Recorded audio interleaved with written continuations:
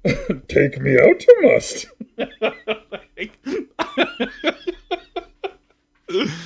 All right. All right. Oh, I'm sorry. People have been gifting subs and trying to bribe me, but I don't know what to say. Look, I just went on a rant that I think was pretty high quality, and I need to move along. Otherwise, we're never going to finish the stream. We're never going to finish the stream. Jaren, Corrupted Bishop. I'm going to give, you know what? This card's a 5 out of 5. I had a lot of fun while this card was on the screen, and I believe in attribution bias. So this card's it. This is a good one. All right. Ormondal is a Flampler. That's fine. Lord of the Forsaken. 4 and a pair of blacks for a 6/6 Flampler. Yeah, I mean, come on. Like, why go through all the effort of flipping and trying to have 13? You remember, I'm scared of the number 13. I have triskaidekaphobia. So, I don't really want to have a card that does this. But then Lord of the Forsaken is just a 6/6 flying trampler, Sacrifice another creature, target player mill 3 cards. Pay 1 life, add this. Spend this mana only to cast a spell from your graveyard. Wait, what? Wait. What? It does look a little bit like Illidan, doesn't it? It does. Is this the Lord of the Burning Legion? No, it couldn't be that. I think it's Illidan. It's Illidan Stormrage. All right, so this card's better than the other card. This is the 5. This is the 0. Okay, this is it. This is name brand. This is generic brand. And that joke only works if you're outside of America. Because in America, this is name brand. Or no, this is generic brand and this is name brand, right? This is easier, cheaper, and does just as good a job as this unbelievable hoop, jump, and attention seeker. Okay. I think Lord of the Forsaken is perfectly strong. Amazing in draft as a Flampler. But in particular, the ability to cast it from the graveyard is very good. Mask of Gristlebrand. 1 and a pair of blacks. Equipped creature has flying and lifelink. Whenever a equipped creature dies, you may pay X life, where X is its power. If you do, draw X cards. Oh, I'm trying to express shock, Despy. No. Schlabowski gifted 5, saying just support. Hey, thanks, Schlabowski. Mwah, thanks for the 5 on our beautiful day. Mask of Gristlebrand is busted. I think this is the best limited card. This is the best limited card, period. You equip something. Can you equip? Well, if you cast this, you can equip. And then it has Flying Clink. And then you get to pay X life and draw. I mean, that's disgustingly good. I mean, this is 5s across the board. Now, what about Constructed? Maybe, honestly. Unless your opponent has the instant speed removal, like if you have some sort of lots of small black creatures and you just mask a Gristlebrand them, and then you start attacking, you can just redraw. Wow, because you could have like a lot of 1 cost, a few 2 costs, and then masks of Gristlebrand and just be redrawing. It's incredible. Does feel too slow for Constructed, but it's doing enough powerful stuff that I'm kind of impressed. The Meat Hook Massacre. Ah, yes. Now, I'm going to ruin this card for you. This was ruined for me by Gabby Sparts, that this is a hand hanging on a meat hook. Or this is the head of the monkey, and he's got a little arm like this and a little arm like this, and he's hanging from a tree, and this leg's a little longer than the other leg. You know what I mean? Woo! It's a monkey! All right. This is the Meat Hook Monkey for X and 2 black. When Meat Hook Monkey enters a battlefield, each creature gets -X until end of turn. Okay. Whenever a creature you control dies, each opponent loses a life. Whenever a creature an opponent controls dies, you gain 1 life. Oh! I mean, there's already blood in the snow in... There's already blood in the snow in Constructed, but I think this is an amazing card against particularly aggressive decks. Because what do? If you're up against like a token-heavy, go-wide deck, Meat Hook Massacre, X equals 2, gain 5 life. It's just like hard counter to White Weenie. And And then for the rest of the game, when things are dying, you're gaining life. It's an enchantment. Wow. I really like this. I really like this puppy. 5. 5, 5, 5. Very good. Love it. Love it, love it, love it. 5 out of 5. Now in limited, 6 out of 5. Stunning in limited. Morbid Opportunist. Hey, it's you! 2 and a black for a 1/3. Whenever one or more other creatures die, draw a card. What? This ability triggers only one cheat's turn? Fine. Oh, that's a good one. That is a good card, man. The problem is, it is a 3-mana 1/3 in limited, which means that it's pretty bad at blocking. It almost feels like an enchantment. I almost feel like you should think about this as an enchantment a lot of the time. 3 mana, whenever one or more of the creatures die, draw a card. This ability only triggers once each turn. Okay. I think it's pretty good. I'd give it like a 4 in limited. I think it's quite good. It's not insane. It gives you a lot of vulnerability too. If you have no way to deal with it, and the caster of Morbid Opportunist has many ways to kill creatures, it can easily take over the game. All right. Not a constructed card. It's bad. Mork Rut Behemoth. As an additional cost to cast a spell, sack a creature or pay a bunch. Menace 7/6er. Oh, it's a limited zombie giant, but I love it.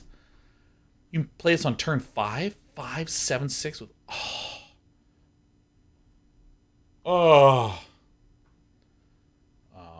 That's incredible. It's incredible.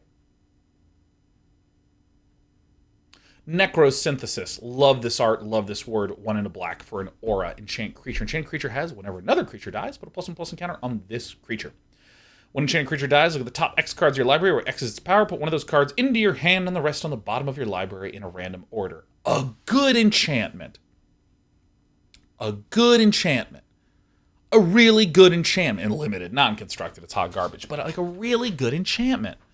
You can enchant a creature, and if that creature dies, you just get to find something again. And it can begin to grow. This is not that good, though, because like imagine you have like a 2/3 creature out, and you say, would I rather play an additional 2/3, or would I rather enchant this 2/3 with Necrosynthesis, wait some turns, and then later replace this card? And I'd probably want the other 2/3. But this is an above-average enchantment. 1 out of 5 in limited. Which is above the average of 0. No Way Out. 2 and a black. Target opponent discards 2 cards. You create a 2/2 black zombie creature token with Decayed. Mind Rot is the absolutely most bottom tier in its class card in the history of printed Magic cards. I'm thinking of a 3-mana discard 2 spell that's better than Mind Rot. Yeah, all of them are. Mind Rot is its 0. Like what is it? Negative 270 and change. That's absolute 0 in Kelvin. Like Mind Rot is absolute 0 for 3-mana discard spells. This is incredible. No Way Out. I love it for this reason. I love Mind Rot. I love Mind Rot in constructed. I love it in limited. I shouldn't love it, but I love it. I'm so happy to see No Way Out. Novice Occultist. 1 and a black for a 1/2. When Novice Occultist dies, you draw a card and you lose 1 life. Staple limited card. Staple. Papal. All right. Olivia's Midnight Ambush. 1 and a black. Target creature gets -2/-2 until end of turn. If it's night, that creature gets absolutely fucking obliterated instead. You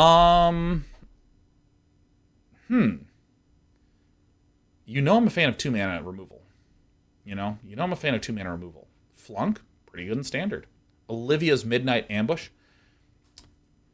I wish this card was called Midnight Ambush. I can't get over the name Olivia. Like, I have friends who are named Olivia. It's so weird. Like, I know pets that are named Olivia. I have someone who has a dog, and the dog is named Olivia. You know what I mean? Or it's just like... And this dog is like 4 pounds. It's like one of those little tiny dogs that like doesn't even have enough room for like brain activity. It just kind of like scoots around and wants tummy rubs, and that's the entire state machine. And that has a Midnight Ambush? Like, I don't know. But it is 2-mana removal.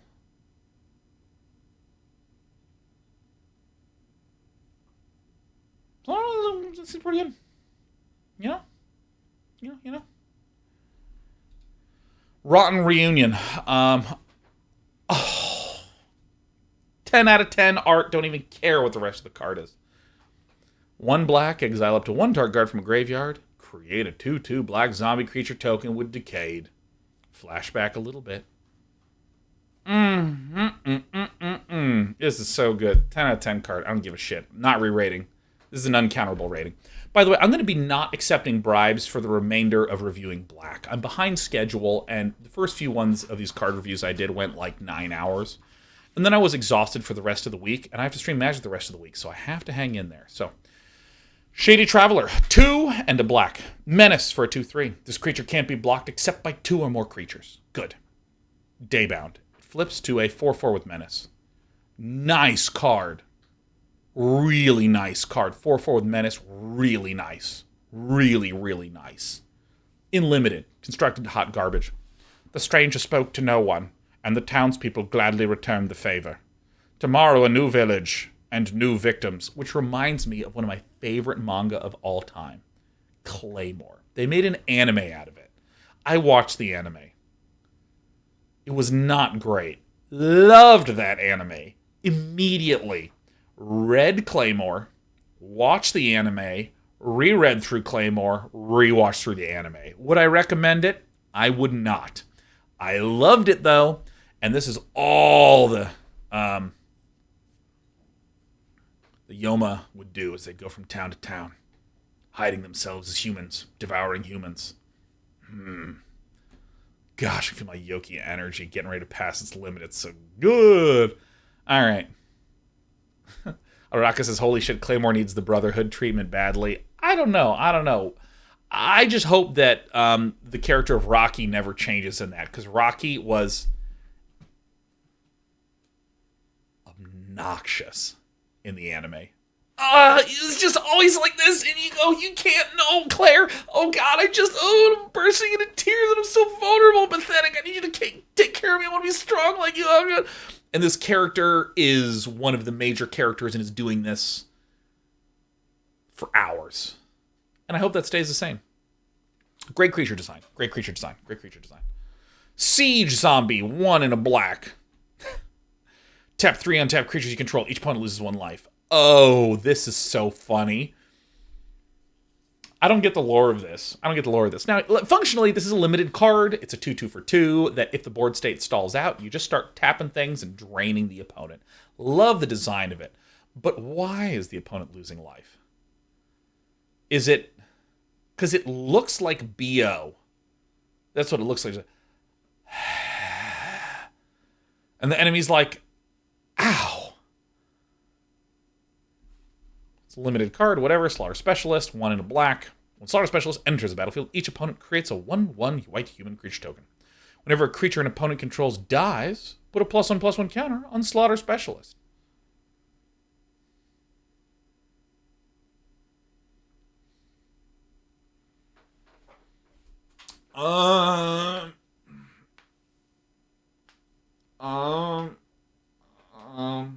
This, I think...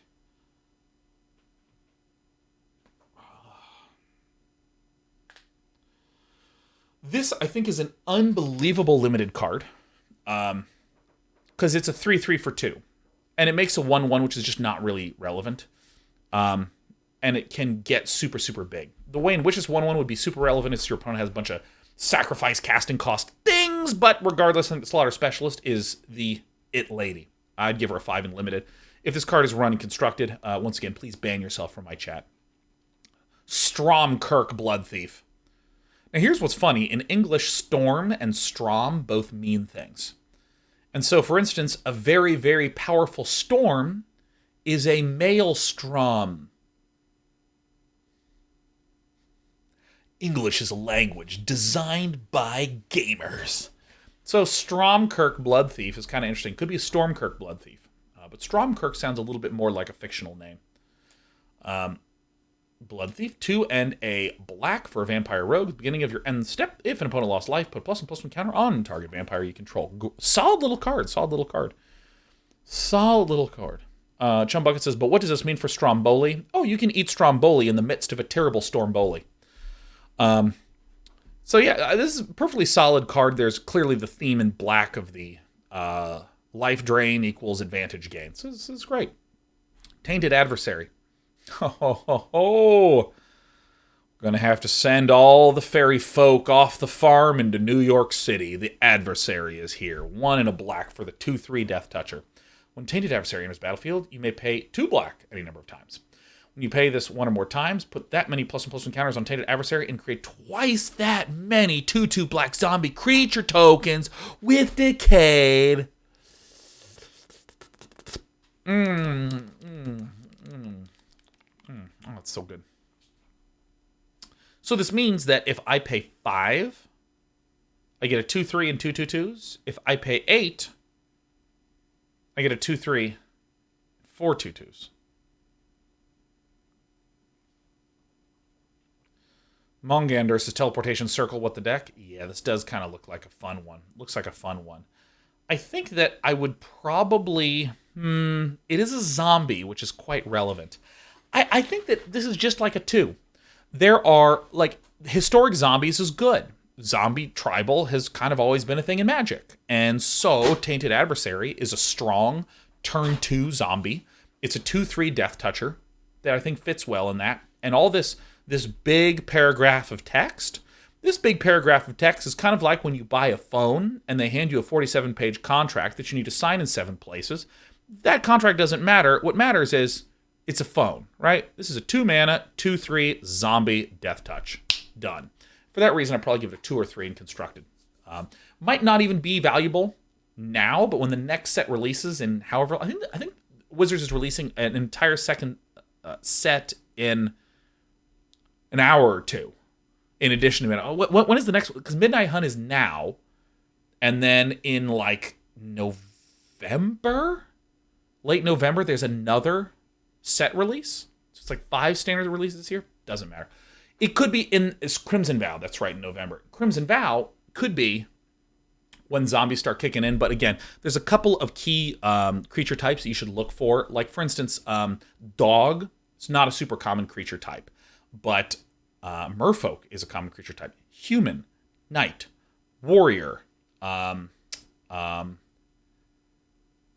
Hydra, shit like this. These are ones that like just show up in every single set. Zombie's a big one. Yeah, elf, wizard, spirit. Accountant, that's right, Collision, accountant. It's an accountant tribal. Vampire interloper, 1 and a black. Vampire scout flying, can't block. Nice. Perfectly solid limited card. Vengeful Strangler.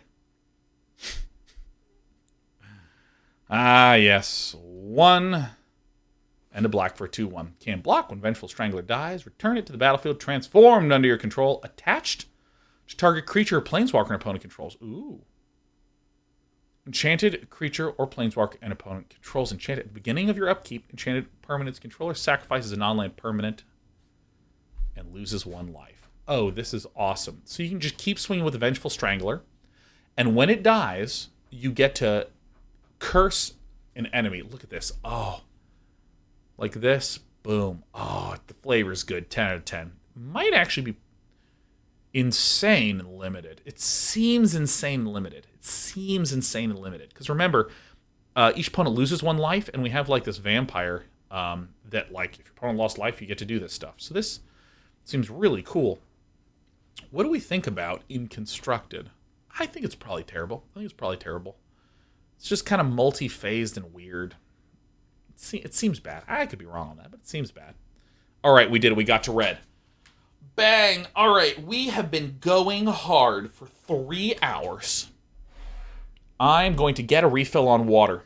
And when I'm literally just going to stay here. Just stay here, all right? I'm just going to get some water. Just relax.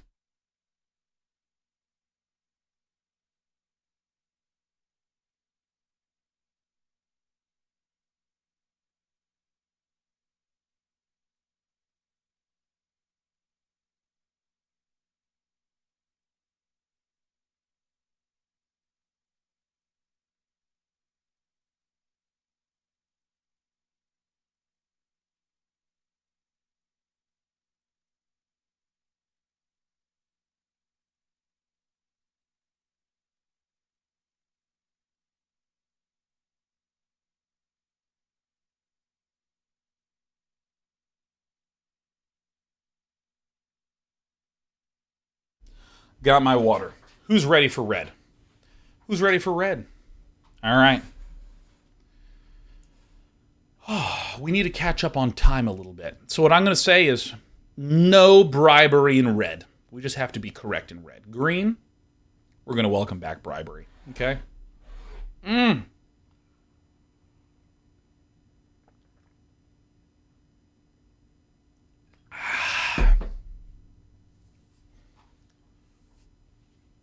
All right. Our very first card of red. Abandon the post. Ah, yes, what I want to do at the end of every stream. 1 in a red, up to 2 target creatures can't block this turn with flashback. Whoa! This is a very good limited card. Oh my god. Okay, I'm going to call it right now. Historically, there has always been this idea in limited of some kind of finishing move. Now, some kind of finishers. I don't want you to conflate this idea with the English notion of finisher. You know, some sort of just like, oh yeah, extra way to deal some, closing damage. Like I have a flyer, it's my big finisher. Typically, finishers are like these things that apply to all your creatures. Oh, +2/+2 to all your creatures, where the board stalls out and you slam down something and swing in. Other historic cards, I shouldn't say historic because that's a format. Other old cards would be like Cosmotronic Wave. Deal 1 damage to all enemy creatures. They can't block this turn. There's some notion of just like punching in for that final bit of damage, in particular when you are starting to lose the momentum. So you'd be in a draft, you'd be doing things where you'd bring your opponent down to 5 life, but then they'd have like a 4/4, a 4/4, a 6/6, and a flyer. And you'd have like a 2/2, a 2/3, a 3/1, and a 1/1. And you'd be like, And then you get can't block, smash in, win the game.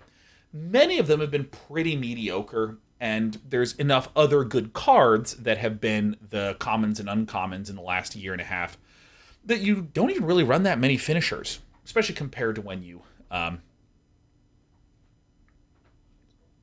especially when you look at how things function. Fuck this sentence. This sentence completely got away from me. Oh my god, I'll try it again. The individual commons and uncommons are sufficiently good in the recent sets that you don't really run any finishers, especially when you look back like 2-3 years ago where you'd kind of have a bunch of dregs and you needed a finisher. This is an amazing one because you can cheaply punch in for damage and then flash back to punch in for some more damage. It's like a multi-step kind of card. I think this is great. I'm going to give it like a 3 out of 5 in limited. I love this card. I don't love how long it took for me to say that. Ardent Elementalist. Look at the quality of this art. Gross. People with talent. Makes me feel so insecure. All right. 3 and a red. God, look at this art. I mean, you can feel the heat in the air. I mean, oh my god, this is incredible. Because, like, okay, here's what I find really amazing about this art is that, like, if you look at this, the sort of saturation of the colors, and by saturation, I mean how gray it is. Like, if you look in the background, this might be a red brick roof or red brick walls or something like this, but it looks more gray. And when you come to the foreground, it's less gray. And then when you look at the foregroundist, it's like some of the most saturated colors in here. And when you go to this mix of extremely bright and extremely dark gives like a really beautiful sense of just brightness, It's not merely that it's high quality art, it's just like the way that the lighting is established in like these sort of like hard lines where it's really bright and then very dark with that strong specularity. Fuck yeah! Is this Miguel Mercado? What an incredible artist. Anyways, 3 in a red for a 2/1. When it enters, return an instant or sorcery from your from your graveyard to your hand.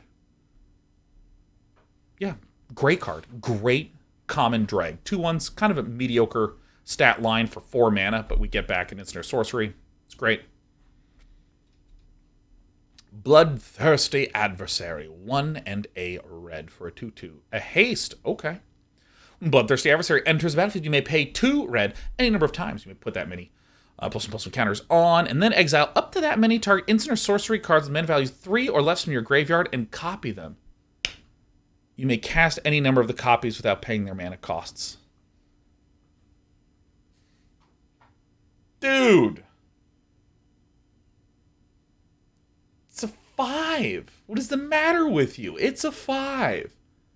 It's a 5. Okay? Probably the way that this will be cast most frequently is for 5. You pay 2, it's a haster, and then you cast 1 burn spell, crack it in. And actually, for that reason, this is a 2. I'd give this a 2. This is a 2, this is a 2, this is a 2, this is a 2, this is a 2. I'm going to give it a 2. The fact that it's 2/2 haster is very, very nice. We like it, right? But it's a bit... well, shit, I don't know.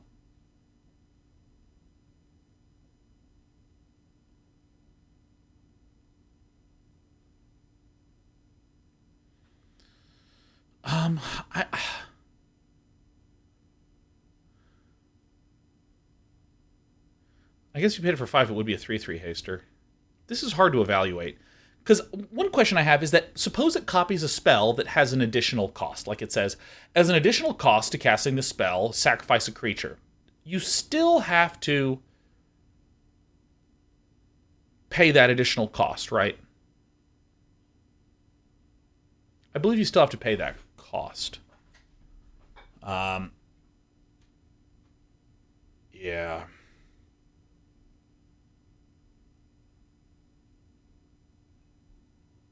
So that removes some of the combos. Removes the mana cost, but then you still have to do other things.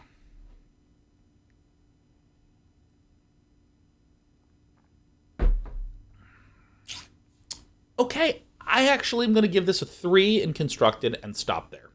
I think 3 in Constructed is an acceptable evaluation of this. It clearly can get a lot of value, but 5 in an aggressively statted creature, if I'm doing an aggressive red deck, I don't really want to be casting things for 5 that much. But maybe that's fine. Maybe you just, the first 2 bloodthirsty adversaries you draw, you just cast and attack with them.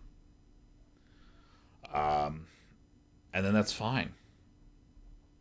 And then if you stall out, you can play one of these and on turn 6, 7, 8 with your 5 mana and smash. So I don't know. Obviously very, very good in Limited. Obviously, it lets you cast things for free. It's fucking sick.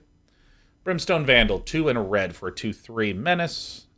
If it's neither day nor night, it becomes day, and then whenever day becomes night or night becomes day, it deals a damage to each opponent.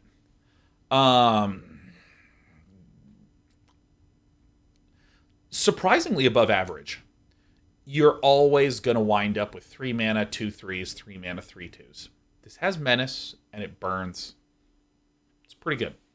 I'd give this like a 2.5 or 3 in Limited. Burn the house down. That's not what this card is called. Burn down the house. 3 and 2 reds. Choose one. Burn down the house deals 5 damage to each creature and each planeswalker. I love red, big red decks. Create 3 1/1 red devil creature tokens with. When this creature dies, it deals 1 damage to any target. They gain haste until end of turn.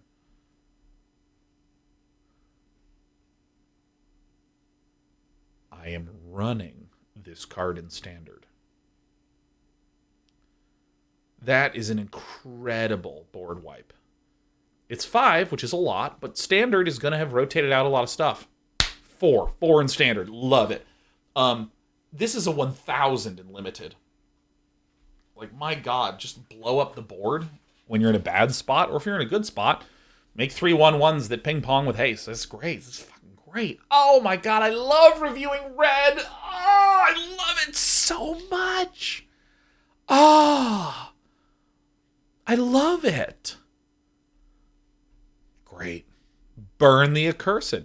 4 in red. Burn the Accursed deals 5 damage to target creature, 2 damage to the creature's controller. If that creature would die, exile it instead. Limited card. 5 to basically kill anything is quite pricey in Limited historically, but seems perfectly fine. Cathartic Pyre. 1 and a red. Cathartic Pyre deals 3 damage to target creature or planeswalker. Sure. Discard up to 2 cards, then draw that many cards.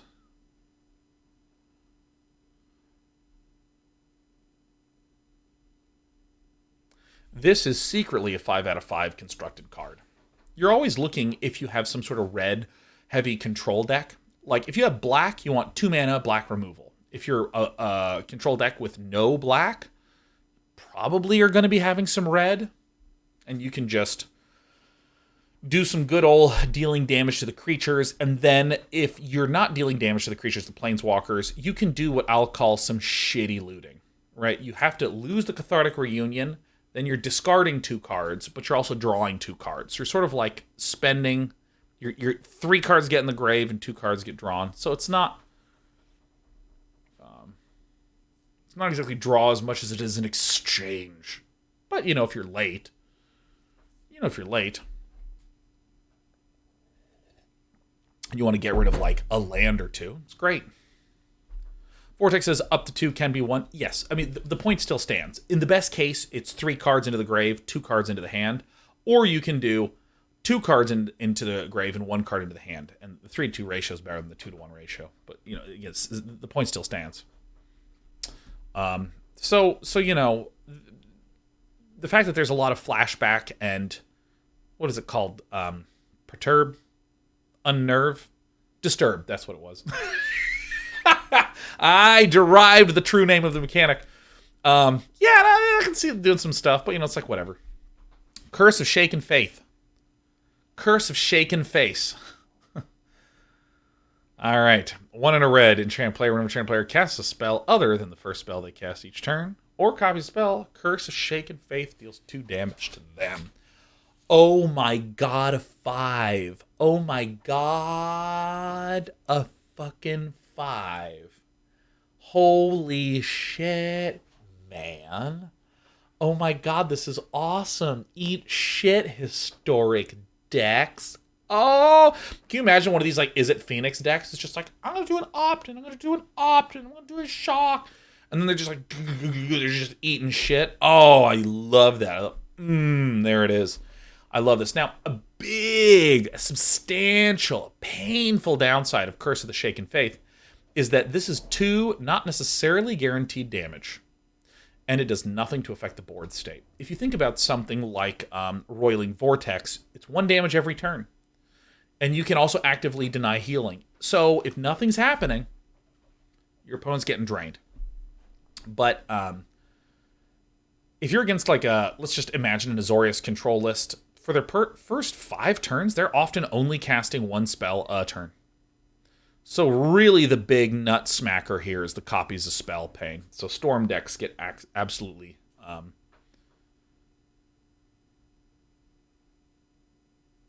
they lose. My brain left me for a moment. My brain is back. And it's good to be back with me and my brain. Electric Revelation. This art, 2 in red. As an additional cost to cast this spell, discard a card. Draw 2 cards. Flashback 3 in a red.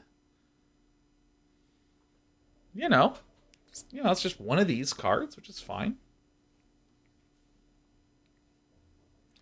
It's actually pretty good. This is kind of like Canister's Insight. Canister's Insight. This is actually kind of cool, right? Because typically with these, as an additional cost, discard and then draw 2. Again, you're losing the spell and the discard, and then you're drawing 2. But then when it's flashed back, you're losing the discarded card and you're drawing 2. So it's actually quite neat. It's quite neat. Okay, it's nifty. So, I mean, this is a thing. This is a thing. It's not a thing, but this is a thing. It's an instant speed. It feels okay.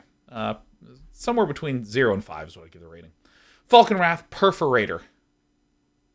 I'm going to turn you into the way, like, if you have one of those notebooks that lets you tear the pages out, the part between the binding and the page that's at the far left of the page, I'm going to do that to you. I'm going to perforate you so hard, no one will want to make a canoe out of your skin.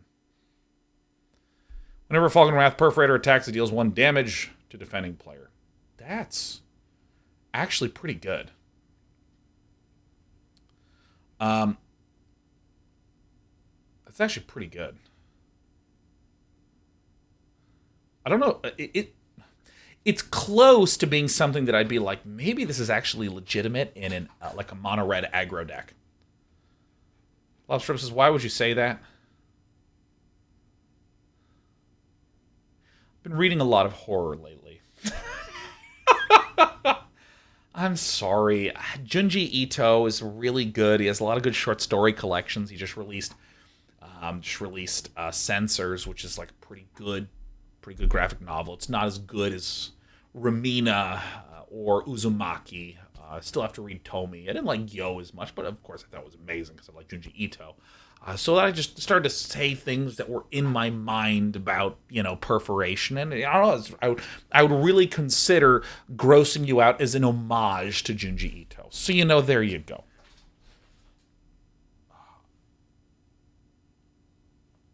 Okay.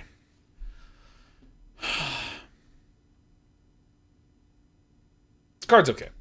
Falkenroth, Pit Fighter, 1 red, 2/1, discard a card, sacrifice vampire, draw 2 cards, activate only if an opponent lost life this turn.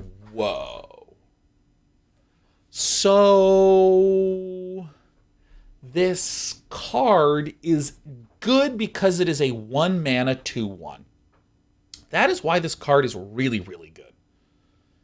But paying 2 to chuck a card, sack a vampire, then draw 2 cards is kind of getting rid of a card in my hand, getting rid of a creature on the board, drawing 2 cards. So it's sort of like a neutral activity. So I think this is one of these 1 out of 5 constructed. Again, 2 1s for 1, catch my eye. I struggle to see how a red deck would want to be in that situation.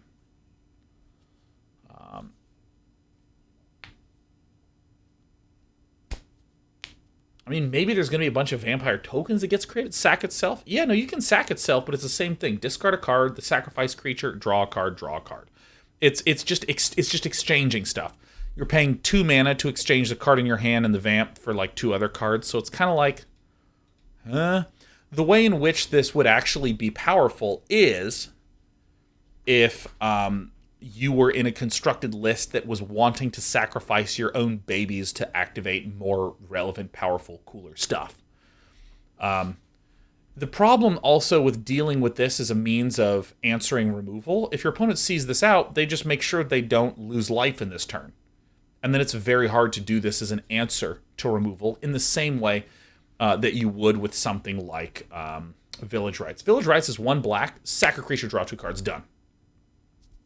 And so that winds up being high value because I sacrifice in response to removal, or I capture one of your creatures, sack it, and then draw cards. So this is much, much, much more restrictive than that. So I'm going to call it hot garbage and just move on. I think it's 1 in constructed, 1 in limited. Famished Foragers, 3 and a red. There's a lot of vampires. When Famished Foragers enters the battlefield, if an opponent lost life this turn, add red, red, red. 2 and a red, discard a card, draw a card. Oh, this card's awesome in limited. This is an awesome... Oh my god, they did such a good thing. Because you can use it at instant speed, so you can use it when chump blocking. It's almost impossible to use for chump blocking, because again, you can activate only if an opponent lost life this turn. If you're blocking, how would they have lost life? Again, it requires a lot of setup. Famished Foragers, Why do I like this? There's a lot of 4-cost boring cards in the past, and I like the way that the 4-costers have really been elevated a little bit. It's a 4-mana 4/3, which is quite a lot of damage. Not amazing, but it's quite a lot. And then we occasionally can just pump a bunch of mana and get the juice out. So I'm actually going to give this 3 out of 5 limited. I like this limited. Fangblade Brigand. 3 and a red for a 3/4. Fangblade Brigand gets +1/+0 and gains first strike until end of turn. Wow, that's nice. 4 mana. 3/4, often first striker. Daybound. Fangblade Eviscerator. It's a 4/5. It's bigger. Fangblade Eviscerator gets +1/+0 and gains first strike until end of turn. Absolutely pulling a great Grey Wolf Sif move. Except Sif even knows you're supposed to bite down on this side, not on this side. Creatures you control get +2/+0 until end of turn. Nice. This is just a solid 4-mana card. Solid 4-mana card. Yeah, I love this card. 3/4 is a nice stat line. You can give it first strike +++. Yeah, it's a strong limited card. I'd probably give this a 4. 3 or 4. Festival Crasher. 1 and a red. Yeah. Whenever you cast an instant or sorcery spell, Festival Crasher gets +2/+0 until end of turn. I have never had success with these kinds of cards in Limited because, honestly, I haven't played that much Limited.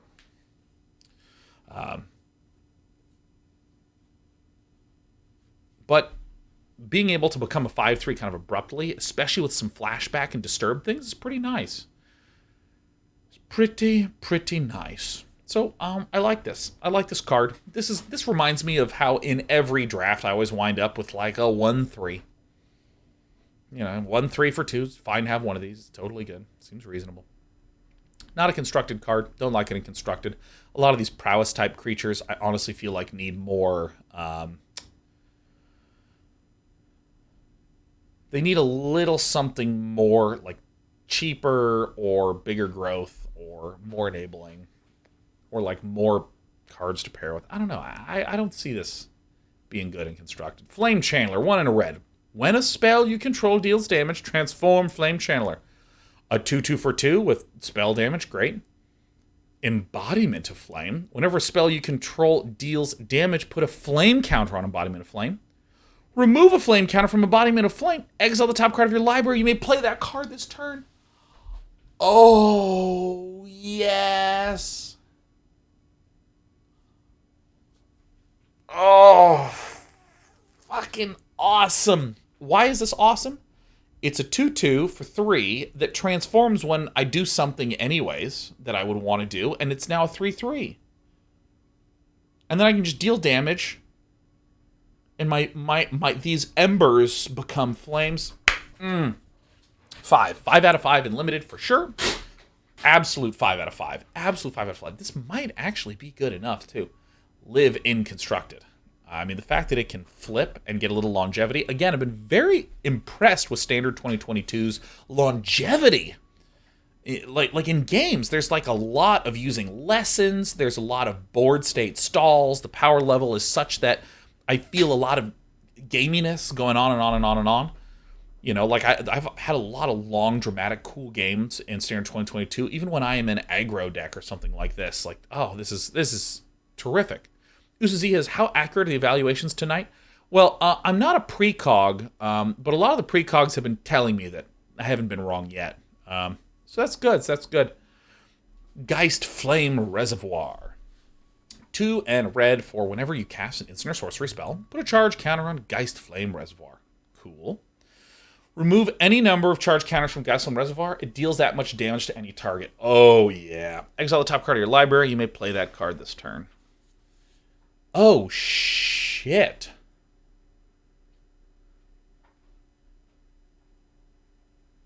Okay.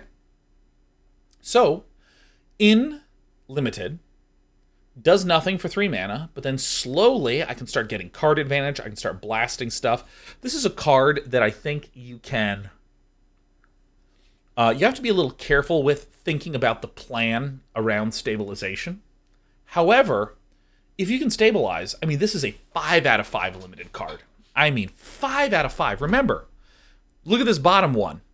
Exile the top card of your library. You can play that card this turn. This is pay 2 to draw a card. Pay 2 to draw a card. Pay 2 to draw a card. Pay 2 to draw a card. And that's all this is. That's the only thing that this thing is. Like,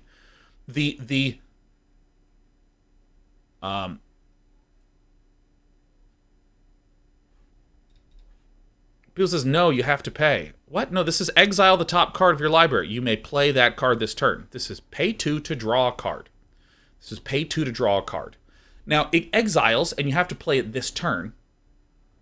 That was, oh, you're talking to someone else? I'm such a dumbass. Man, fuck! I look like such an idiot, Ender Bantu. You weren't talking to me. Fuck! God, I hate this job so much. Only talk to me. Why would you talk to each other? Oh my god, I look so stupid.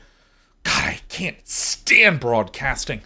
Guys, turn off the stream for just a moment. I need a little bit of time to regain my composure. All right. This doesn't say that you have to remove charge counters. So the charges just build until you crackle out with some power. Joby wants to, I was asking a question in chat. LOL, sorry. It's been a very difficult time in my life, but I've finally come to find a sense of grounding. So I think we're going to be okay.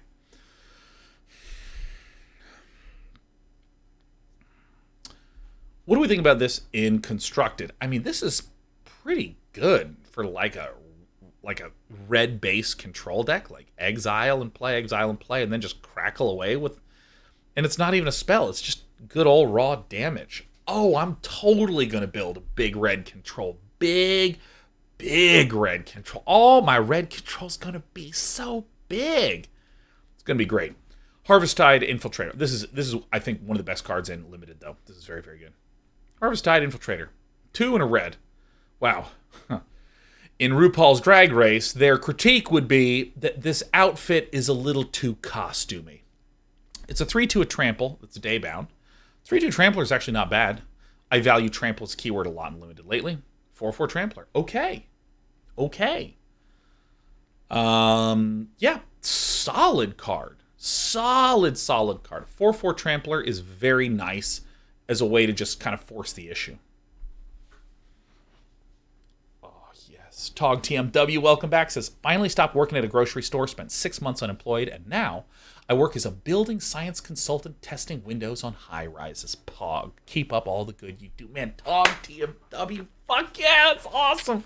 Shit, and also getting that job in the pandemic. Props to you, Tog TMW. I rate you as a 5 out of 5. And no one can pay me to re-rate. Remember, we're not accepting bribes until we get to green. Solid limited, immolation, 1 red, enchant creature. It gets +2, -2. No, you wouldn't. It's red removal. You wouldn't. I wasn't. Oh my god. It's a -2, so that way we can pick off babies, and then we can make something big enough to finish the villain off. My god, I love this card. 5 out of 5 limited. If you run this in constructed, you're an idiot. That's right, I said it. I'm getting aggressive now. Lamb Holt Harrier, 1 and a red for a big dog. Target creature can't block this turn. Oh, mediocre limited card. Seems fine. Light Up the Night. Day 9 revealed this card. Let's read it with extreme joy. X and red. Light Up the Night deals X damage to any target. It deals X plus 1 damage instead if that target is a creature or planeswalker. Pay 5, deal 4. Unless it's a planeswalker, pay 5, deal 5. Flashback, 3 and a red. Remove X loyalty counters from among planeswalkers you control. Cast a spell this way. X cannot be 0. So, in a planeswalker control-y kind of deck, you can rip the embers from your planeswalkers and shoot them at other people.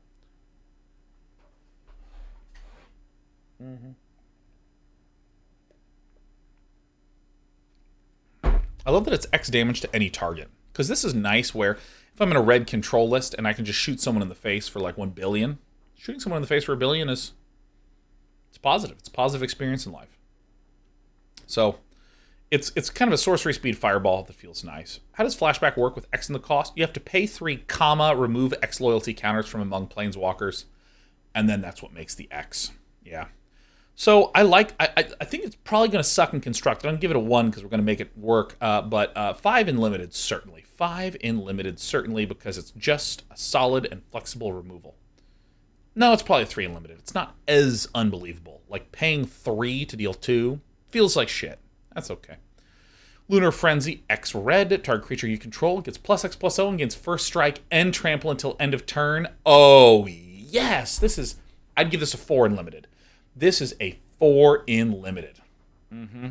4 in limited. Because it gives trample. It gives trample, it gives trample, it gives trample. So early game, it's an instant speed.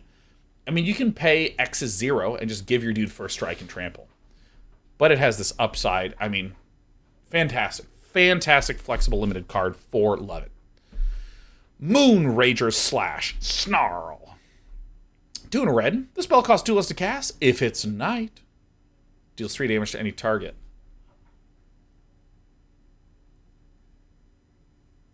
Oh.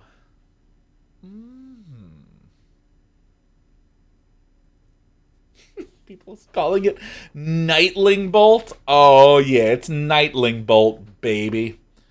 It's bedtime. Oh my gosh, this is also some violent imagery. Yes, conditional lightning bolt. Yeah, that's probably more accurate than nightling bolt. 3 damage to any target, can shoot the face, can shoot any place. It seems good. It seems really good. I like nightling bolt. I'm going to give it a 5 in limited. Constructed... 3. 3. Being able to deal 3 to any target for 1 is sick. Even if you need to make sure that it's night. Because remember, night happens at the end of turns. Night and day are an end of turn effect in every place I've seen so far. So if it's night, you know that you can just start, bang, bang, bang, bang, bang. So this is probably going to be very, very good. Moonveil Regent. Oh, the card revealed by our very own pal Brian Kibler. 3 in a red for a dragon 4/4 flyer. Whenever you cast a spell, you may discard your hand. If you do, draw a card for each of that spell's colors. So if you discard Niv Mizzet, which casts white, blue, black, red, green, you discard that 1 card, you draw 1, 2, 3, 4, 5. When Moonveil Regent dies, it deals X damage to any target, where X is the number of colors among permanents you control. A multicolor dragon control card.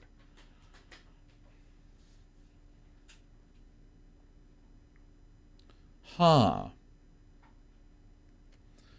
A discard hand. I know how it works. What I'm saying is that, like, if you have just Niv Mizzet in your hand, you discard that 1 card, you draw 5 cards. It's incredible. Oh, wait, so whenever you cast a spell, you may discard your hand. I literally read this wrong. I thought it was if you discard your hand, you draw a card for each of the spell's colors in your hand. You know what?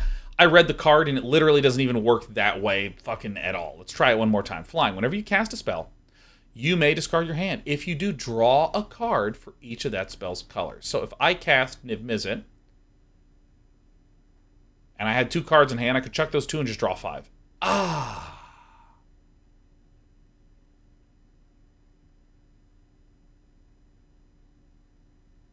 Wes says, hear me out. This is mono red as a finisher. So if we are mono red, like we're an aggro list, we play a 4/4 flyer. Then we're in top deck mode.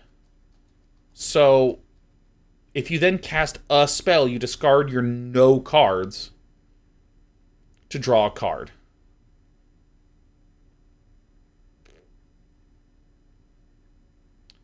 I think it's a very sensible evaluation, Wef, and we're going to use it in our evaluation. I'm going to give this card a Wef out of 5. Yeah, because when it dies, it deals X damage to any target, where X is the number of colors among perms you control. Okay, so it dies. So you shoot something for 1. Cool. It's actually quite good. Big Line says you must discard a card. I don't think you do, because it says whenever you cast a spell. So let's imagine I have a lightning bolt in hand. I cast the spell. I'm then given the option, discard your hand. I say yes. Nothing happens, because the output of discarding the hand is nothing happens. Since I chose to do that, I draw 1 card. So I think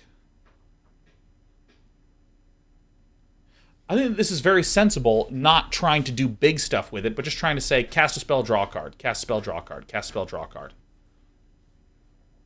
So, yeah, I actually like this one. Ooh, we're going to give it a 3 in Constructed. 3 in Constructed is pretty good. 3 in Constructed is pretty good. Pretty good.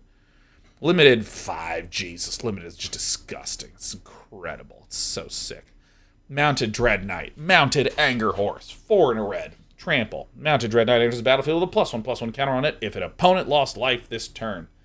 A 6/5 trampler for 5? Am I crazy, or is this card insane? Am I insane, or is this insane? I would give this like a 4.5 out of 5. I mean, maybe more like a 4 out of 5, but good lord, is that a good limited card. I mean, there's a lot of 5-mana 3/4s. 3/3s. God, that's good. And a trample, it ends games, man. You got a 1/1 human. I stomp right over that. This is the view that you have. Get this. There's even a pit here. Just to be able to get the Dutch angle. That's good. Neonate's Rush. Oh my god. This is you when I call your name out when I'm broadcasting. Woo. 2 in a red. The spell costs 1 less to cast. If you control a vampire, Neonate's Rush deals 1 damage to target creature and 1 damage to its controller. Draw a card. Actually sick. Actually sick. Kill a thing, ping a guy, draw a card. Very good. I'm going to give this a 4 in limited. 4 in limited. It replaces itself. It's kind of like a little bit of combat trickery. A little combat trickery dickery do. I mean, it's a good enabler for all the life loss stuff, but I mean, it's good. It's good stuff. I just think this is a good card. 4 in limited. Obsessive Astronomer. 1 in a red. 2/2. If it's neither day nor night, it becomes day when this arrives, but whenever day becomes night or night becomes day, discard up to 2 cards and draw that many cards. 0. This is just 1 out of 5 drag filling long stuff, filling stuff. It's fine. It's 2/2 for 2 and a guy with a tooth missing. Like, who's excited? No one's excited about this. This is a mediocre astronomer. It's not it. Pax Betrayal. Oh, 2 in a red. Gain control of target creature until end of turn. Untap that creature. It gains haste until end of turn. If you control a lot of dogs, you get more information. Man, look at this poor girl. She thought that these dogs were actually like friends with her. Oh my god. This is like someone that felt like they bonded with a jellyfish at the aquarium, and they're realizing that it's just a jellyfish. Oh my god, I'm going to have to figure out my problems on my own. Alright, well, if you control a jellyfish, scry too. See, this is why I don't work in any sort of creative direction or writing, because I would be like, Jellyfish Betrayal. Gain control of a creature, untap it, it gains haste. If you control a jellyfish, put a +1/+1 counter on target jellyfish. People are like, I don't understand this card. I don't understand the story that this card is telling. Alright. Play with Fire. Oh my god. They've named a card Play with Fire. It took them long enough, but they have it. Alright. Play with Fire. 1. Play with Fire deals 2 damage to any target. If a player is dealt damage this way, scry 1. I'm sorry. Is Shock trash now? Is Shock trash? I think it might be. That's right. Wow, 5 out of 5. In all places. Shock. I remember Shock. It's a dead game. I like things with 3 words in the sentence. Play with Fire. Shock sucks, is bad, and will never be run again. Oh yeah, Shock. Is that red Mind Rot? Yes. Play with Fire is a good card. Deals 2 damage to any target. And wins my heart. You know what I'm saying? There it is. Shock is out of there. Alright. Purifying Dragon. Oh, yes. Oh, man. Dude, let me tell you something. Last Friday, between the hours of like 7 p.m. and 1 a.m., I had Mexican street tacos, beer, soju, a Snickers bar, Cheetos, and I washed it down with a squirt. And right around 1:30, I did this. Okay? Oh, man. Like, I have not put that much garbage in my body in 1 6-hour period. I remember I was sitting in bed and I was just like, oh, I made so many bad decisions. Oh, God. Oh, God. I was just like moaning. Oh, it was horrible. It was great. All right, so let's find out what I do when that happens. Purifying Dragon, 3 and red. Flying. Every Purifying Dragon attacks. It deals 1 damage to target creature defending player's control. If that creature's zombie, Purifying Dragon deals 2 damage to it instead.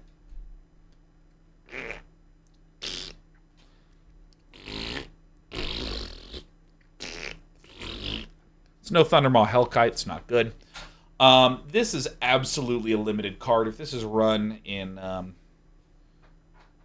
Constructed, I don't see a reason for you to keep spending time here on this channel. All right.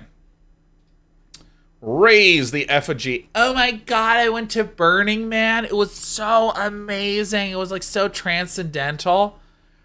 First of all, I got dust in every single crevice of my body. I pooped into bags that I had to keep in the car. I met a bunch of people. I don't remember any of their names because we were all on every drug. And in the end, we burnt this dog. All I spent was $20,000 in 3 weeks of my life.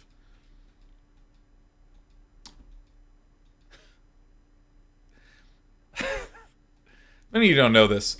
Burning Man is a festival that, frankly, I have friends that go to, and about 95% of the people that go to Burning Man, just normal people and everything's great. But then there's that 5%. And there's that 5%. And I feel like that's actually true for pretty much everything. Like, 95% of us, we're just Magic players. But, there's 5%, that are here joining us. You know what I mean? You know what I'm talking about? You know what I'm saying? You know what I'm talking about? You know what I'm saying? You know what I mean? You know what I understand? You know what I mean? Yeah. Like 95% of people drink coffee, but then there's like 5% of people that just fucking drink coffee, You know what I mean? You know what I'm saying? You know what I'm saying. You count the game. You can raise the effigy, a single red. Destroy target artifact. Target attacking creature gets +2 until end of turn. This is actually surprising. I mean, destroy target artifact is actually a very potent keyword to pull off for a single red. That's pretty good. Target attacking creature gets +2 until end of turn is probably like the 5% use case, but like 1 red destroy an artifact? I actually think this is a good enough sideboard. This is a sideboard out of 5 in Constructed. I actually quite like this. This is quite good. Reckless Storm Seeker. Oh my god, look at this. Oh my god. That's so good. Oh my god, I love the story this tells, This person's about to self-Benjamin Franklin, They're about to take that kite up in the lightning storm and learn. Unbelievable. 2 and a red for a 2/3. At the beginning of combat on your turn, target creature you control gets +1/+0 and gains haste until end of turn? No. Oh my god. Oh, look at this. It's not even a wizard. It's a werewolf. It's a Storm Dog. Storm Dog! Making things fast, dude. Giving things haste without even needing to tap. Incredible. Beginning of combat on your turn. Holy shit. Storm Charge Slasher. Wait a minute. This human strapped themselves to a device to go into the storm to get struck so hard by lightning they became a fucking werewolf. Oh my god, at the beginning of combat on your turn, target creature you control gets +2/+0. Gains trample and haste until end of turn. Unbelievable. So you can play this. This is actually a 3/3 haster. Jesus, this is just...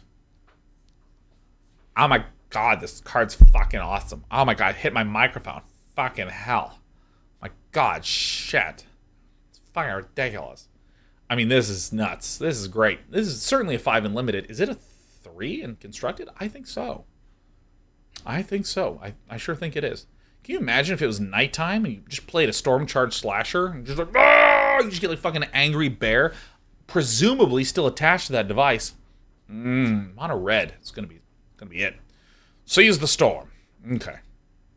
4 and a red, create a red elemental creature token with trample, and this creature's power and toughness are each equal to the number of instant sorcery cards in your graveyard plus the number of cards with flashback you own in exile.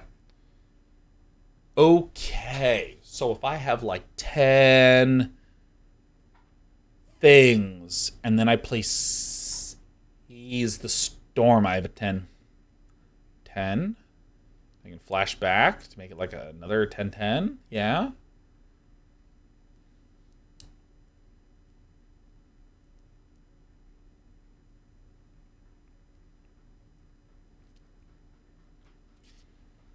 I don't know. Probably a 0 in constructed. Probably like a 1 or a 2 in limited. Because like if you don't draw any spells and you get Seize the Storm and it's like your only spell, you'll cast it and it's a 1/1.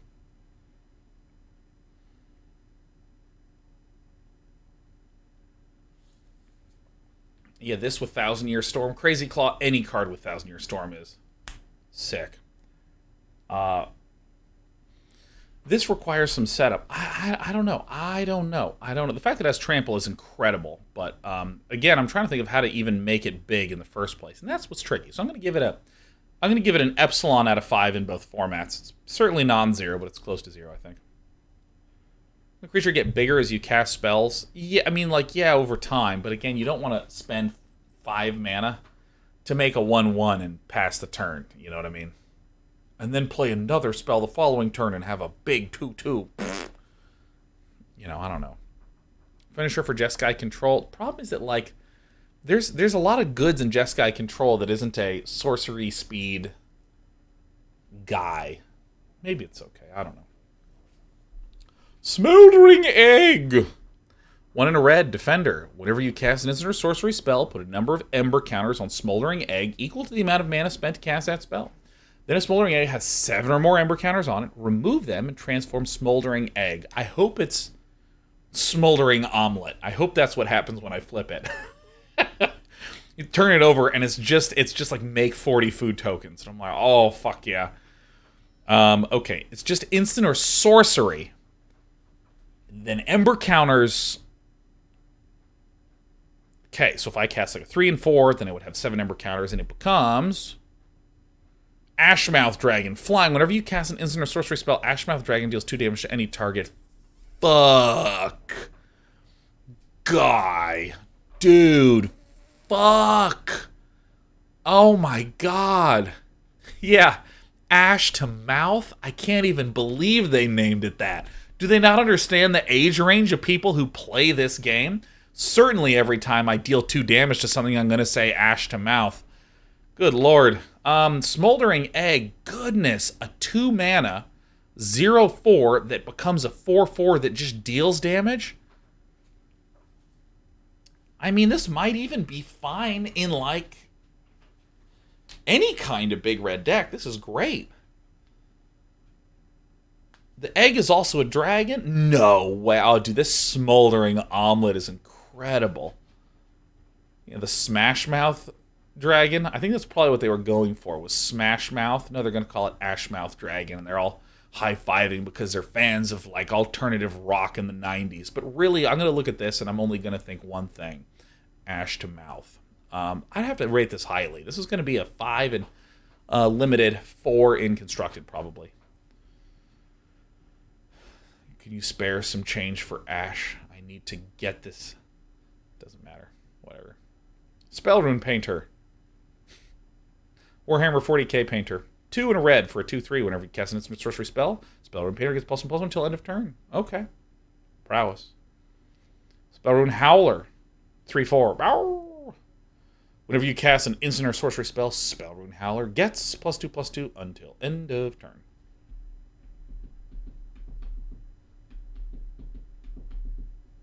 Question. Nightbound says, if a player casts at least 2 spells during their own turn, it becomes day next turn. This Nightboundedness, you can only change day to night and night to day if you have a card that says Daybound and Nightbound on it. Is that right? So, for instance, let's say Spellrune Painter comes out, then it's my opponent's turn, and they do nothing. Then it becomes day, because I have this. Or, excuse me, this Daybound trigger thing here happens.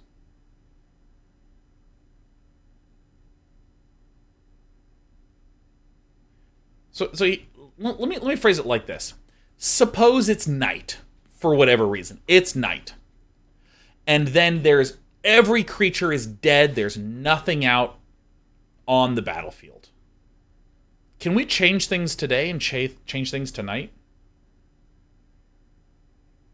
You still track it.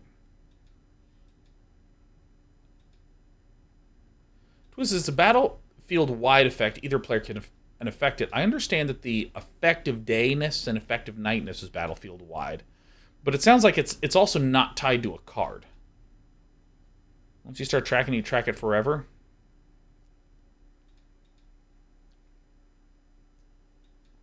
And also, I think I know what people are saying, but I'm going to get really semantic. I understand that daytime and nighttime are properties of the game. My question is not whether daytime and nighttime are game properties. It is a game property, which means that I can change it from day to night, you can change it from day to night, and vice versa. My question is, does a creature with daybound and a creature with nightbound need to be on the battlefield in order for the players to change that global property? And it sounds like the answer is no. Once any creature enters the battlefield, you begin to track whether it's day or it's night.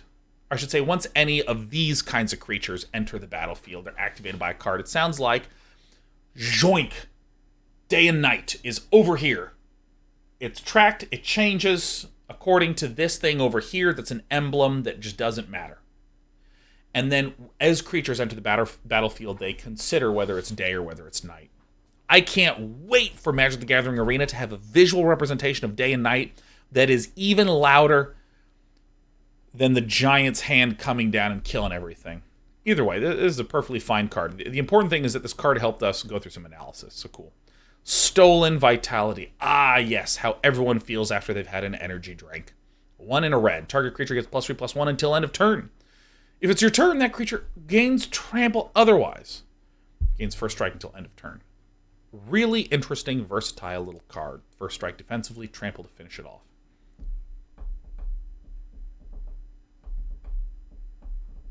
Fury says, can you fake someone out by tracking day and night, even if you have nothing in your deck? I believe that you first need to cast a card that begins the cycle. And dude, Lottie Papa was thinking the exact same thing. That it's kind of like the City's Blessing. The City's Blessing is all about if you have 10 or more permanents out, you get the City's Blessing. If you have the City's Blessing, do blah, blah, blah. You don't start tracking the City's Blessing. There's a card. The cards have a keyword that demands that you track it.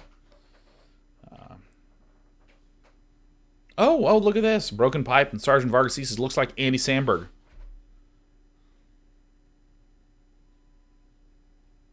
Does it? Yeah, I'm with you, Meltorfos, that this looks like a vampiric Ronald McDonald. That's what I think. I think it looks like Ronald McDonald. This is absolutely someone who's coming for your burgers. Coming for your kids. So, Strong Combat Tricks, limited cards. Sunstreak Phoenix. Oh, I love Phoenixes so much. 2 and a pair of reds. For a 4/2 flyer. If it's neither day nor night, and then it'll become day when this comes out, but when day becomes night, or when night becomes day, you can pay 2. If you do, return Sunstreak Phoenix from your graveyard to the battlefield tapped. Oh my god, this is a 10. It's pricey to cast, but then it's in the graveyard. And then you just start bringing the Phoenixes back. I mean, come on. I mean, come the hell on. Doesn't have haste, doesn't matter to me. If anyone casts 2 spells or stops casting spells to transfer what time it is, you just like, boom, boom, boom, boom, Phoenix, Phoenix, Phoenix, Phoenix. It's incredible.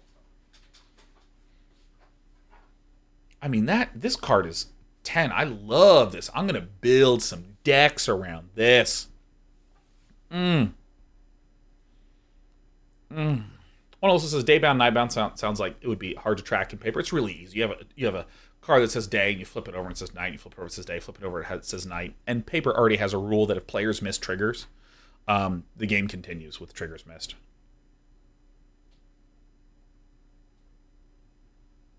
Gosh, this is so sick. This is so sick. Oh, you can change from day to night upon battlefield entry. That's right. This is awesome.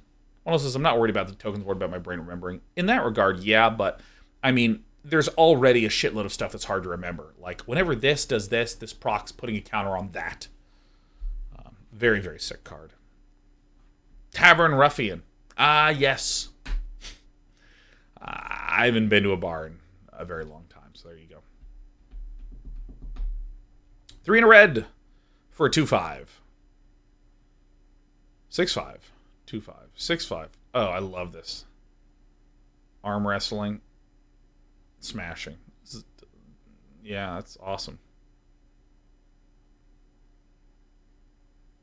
Clearly this person lost. Nice. What do we think about a 4-mana 6/5? I think that's pretty good. I think this card's actually really good. It's like another 4 in limited. I mean, I just think it's incredible. Thermo Alchemist, welcome back. Oh my god, Mono Red Burn is in the house, baby. For anyone who's never seen the Thermo Alchemist, it is a ton of fun, okay? It's a 0/3 defender, tap to deal 1 damage to each opponent. Bam. Whenever you cast an instant or sorcery spell, untap the Thermo Alchemist. So imagine you play Thermo Alchemist. It's now turn 3. You tap to deal 1 damage, cast shock, untap. Tap to deal damage, cast shock, untap. Tap to deal damage, shock, untap. Tap to deal damage, and then concede because you shouldn't be running shock anymore. You got to run play with fire. All right, you see, that was an entire trick story to remind all of you that this is the actual legit shit. You could have been scrying that whole time, you fool. Oh, that's some sick stuff. This is a very, very good constructed card, like 5. This is a 5. Point Classic says, why not just run both?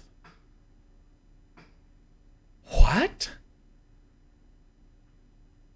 What? Why not run both? I want to only run the good ones. That's like having wool socks and light socks and saying, why not wear both? What, do you want your feet to be drenched in heat and sweat? 2-sock wearing lunatic, Point Classic? I don't know what you're saying to me right now. But maybe that actually might be good, actually. Now that I've taken a moment to really, really dig into you, I think you might be right. One Classic says all burn all the time, as socks as in burn. I want hot feet and hot winds with burn spells. This is a 5 in constructed. Certainly Mono Red's going to try to build around this one. Village Watch, 4 and a red for a 4/3 haster. Ooh. 4/3 haster with Daybound becomes a wolves and werewolves you control have haste. Wow. Jesus. God, there are some powerful red cards.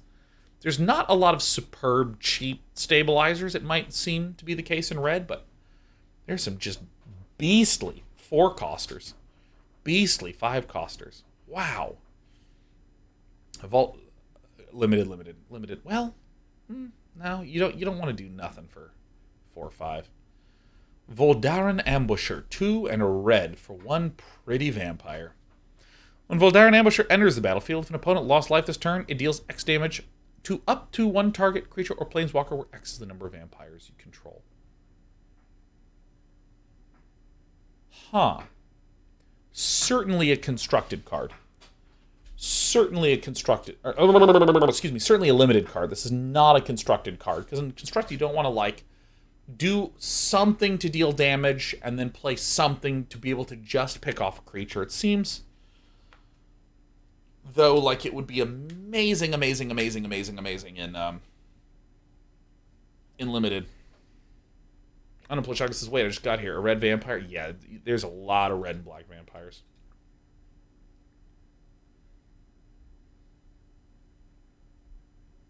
Probably like 3 limited. Seems good.